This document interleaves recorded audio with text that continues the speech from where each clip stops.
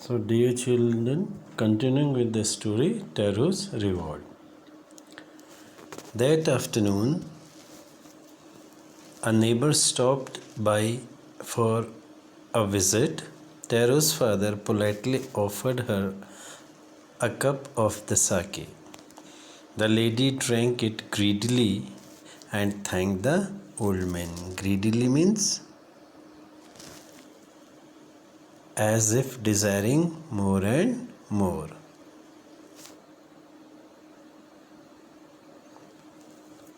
Then Taro told her the story of the magic waterfall.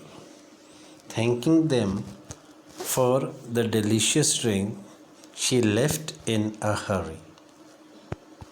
By nightfall, she had spread the story throughout the whole village.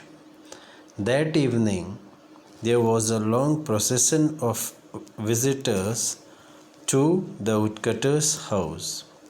Each man heard the story of the waterfall and took a sip of sake. In less than an hour, the pitcher was empty. Next morning, Taro started for work even earlier than the morning before. He carried with him the largest pitcher he owned, for he intended first of all to go to the waterfall. Intended means planned.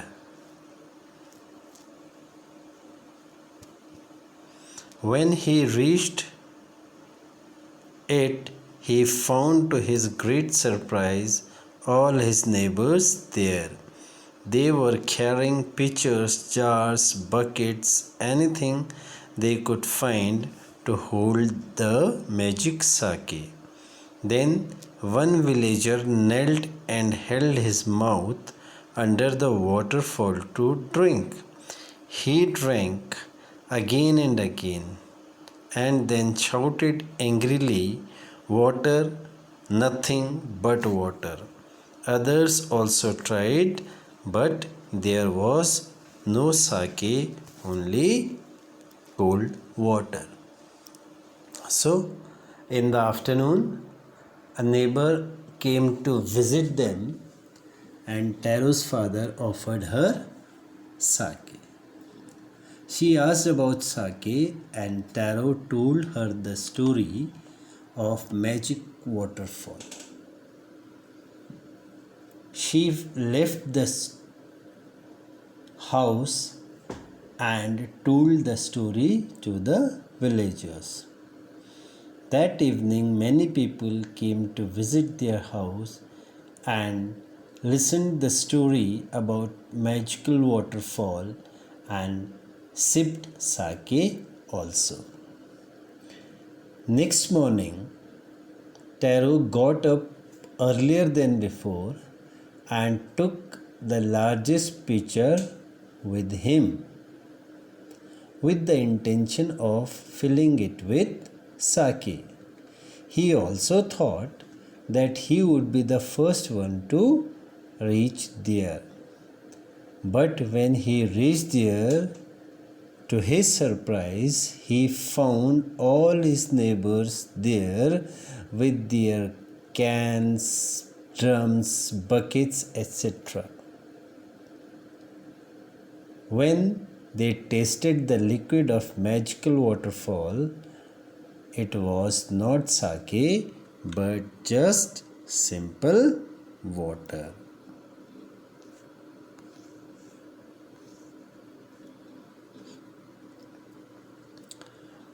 "We have been tricked," shouted the villagers. "Where is Taro? Let us drown him in this waterfall." But Taro had been wise enough to slip behind a rock. When he saw how things were going, he was nowhere to be found. Muttering their anger and disappointment, the villagers left the place one by one. Taro came out from his hiding place. Was it true? He wondered. Was the sake a dream? Once more he caught a little liquid in his hand and put it to his lips. It was the same fine sake. To the thoughtful son, the magic waterfall gave the delicious sake.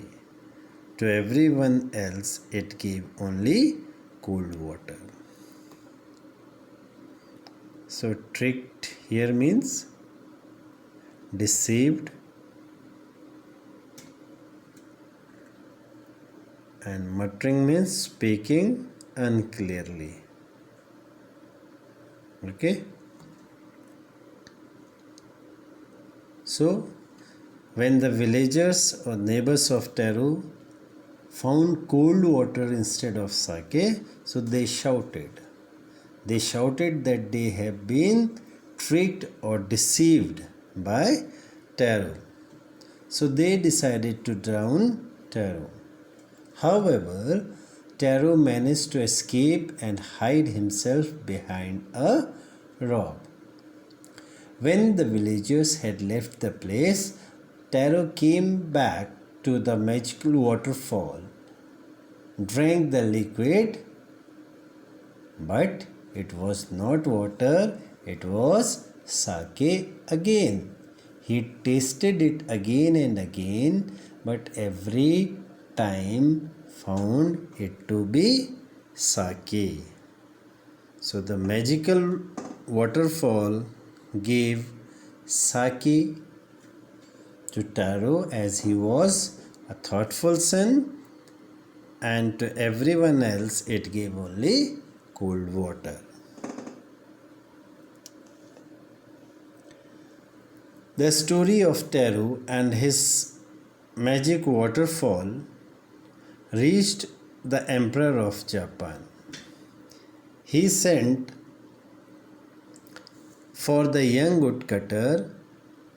He sent for means called. He sent for the young woodcutter and rewarded him with 20 pieces of gold for having been so good and kind. Then he named the most beautiful fountain in the city after Taro.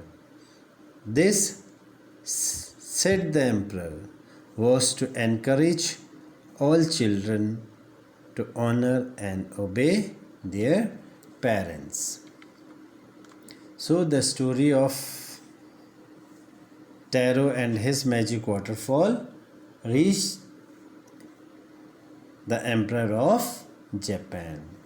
He called Taro and rewarded him with 20 pieces of gold and named the most beautiful fountain after Taro. And this all was done to encourage all children to honor and obey their parents. So that's the story. So what do we learn from the story? That we must always honor and obey our parents. Okay? So thank you.